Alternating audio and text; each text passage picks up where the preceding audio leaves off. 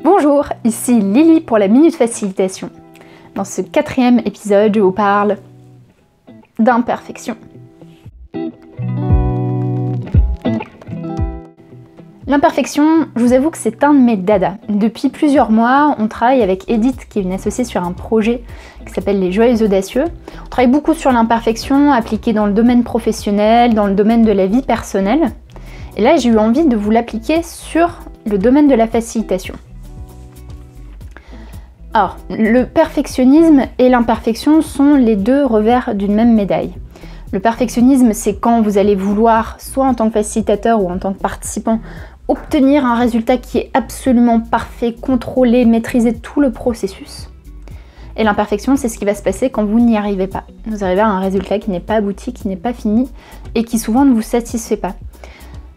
Le perfectionnisme, ça conduit souvent à du contrôle, un manque de lâcher prise, des vexations, parfois du mal-être, et globalement, c'est quelque chose qui n'est pas du tout productif en facilitation. Alors au lieu de vous parler d'imperfection, parce que si on reste dans ce même paradigme, ça veut dire qu'on reste toujours figé sur le perfectionnisme, je vais vous parler d'un autre modèle, qui est le modèle de l'optimalisme, qui a été créé par Tal Ben-Shahar. Tal Ben-Shahar, qui est un éminent professeur de psychologie positive, notamment à Harvard, où il enseigne comment être heureux au lieu de pourquoi est-on malheureux. Dans le modèle de l'optimalisme qui est développé par Tal Ben-Shahar, on peut retrouver 3 grands piliers. Le premier, ça va être le plaisir, de retrouver le plaisir de faire, de ne pas être dans l'injonction de dire il faut que ce soit parfait, qui devient bien souvent une prise de tête, mais plutôt d'être dans le plaisir de faire, dans le plaisir de l'action et de la collaboration. Le deuxième pilier, ça va être le lâcher-prise.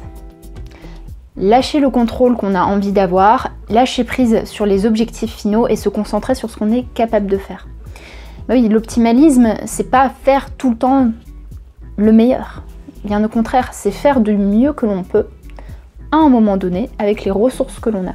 Et c'est particulièrement vrai dans le monde de la facilitation où généralement la ressource temps est limitée. Vous allez avoir 10 minutes pour faire un exercice et on ne peut pas aller à un résultat qu'on souhaiterait être parfait. Il faut qu'on avance et qu'on fasse quelque chose. Et donc le lâcher prise par rapport à il faudrait que ce soit parfait est nécessaire dans la facilitation.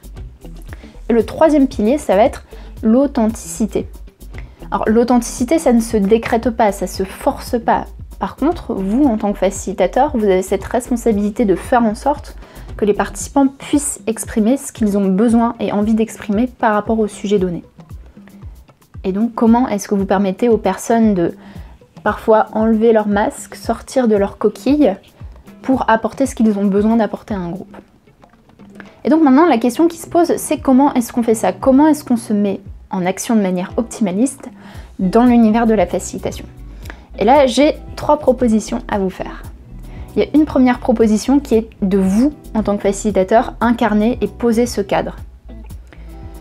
D'incarner le lâcher-prise, d'incarner le fait que vous puissiez évoluer au fur et à mesure de la journée, d'incarner l'authenticité, de montrer à vos participants quelques bribes de qui vous êtes pour qu'eux s'autorisent à être eux-mêmes également. Et de poser en tout début de séance que ce n'est pas grave si le résultat n'est pas parfait parce que ce n'est pas l'objectif. L'objectif, c'est de produire, de collaborer et d'avancer. On ne demande pas aux participants que ce soit parfait.